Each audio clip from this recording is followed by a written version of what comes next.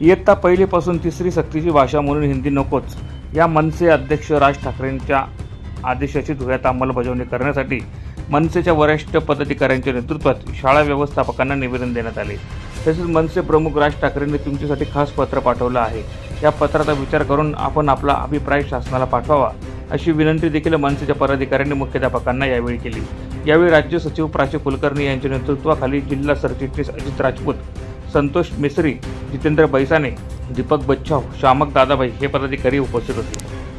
काल महाराष्ट्र शासनाने एक अध्यादेश काढला आहे शिक्षण विभागाने आणि त्यामध्ये सुरुवातीपासून पहिलीपासूनच हिंदी हा ऐच्छिक विषय करण्याचा घाट घातलेला आहे आणि कुठेतरी आपली माय मराठी राज्यभाषा जी आपली महाराष्ट्राची मराठी भाषा आहे हिला कुठेतरी डावलण्याचा हा प्रयत्न होत असून कुठेतरी मराठीची गळचेपी करण्यासाठी ही सुरुवात आहे।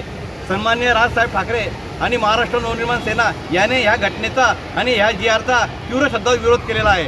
सन्माननीय राजसाहेब यांनी काल पत्रकार परिषद घेऊन आपलं स्पष्ट मत याबाबत विशद केलेलं असून आम्हा सर्व मनसे सैनिकांना साहेबांनी आदेश दिलेले आहेत की आपण धुळ्यातील प्रत्येक शाळांमध्ये जाऊन आपण माझं जे पत्र आहे सन्माननीय राजसाहेबांनी पत्र पाठवलेलं आहे ते पत्र त्यांनी मुख्याध्यापकांना द्यायला सांगितलेलं आहे आणि कुठेतरी मुख्याध्यापकांनी यावर विचार करून त्यांनी आपला अभिप्राय शासनाकडे मांडायचा आहे। महाराष्ट्र नवनिर्माण सेनेचा हिंदीच्या ह्या ऐच्छिक विषयाला तीव्र शब्दात विरोध आहे। हिंदी आणि कुठली तिसरी भाषा हा पूर्ण भारतात कुठेच नाही आहे, इव्हन गुजरातमध्ये सुद्धा नाही आहे, फक्त महाराष्ट्रात इतका तो कुठेतरी महाराष्ट्राच्या मनसेला आणि मराठी माणसाला कुठेतरी दाबायचा प्रयत्न हा होत आहे आणि ही बाब मनसे महाराष्ट्र नवनिर्माण सेना कधी खपवून घेणार नाही।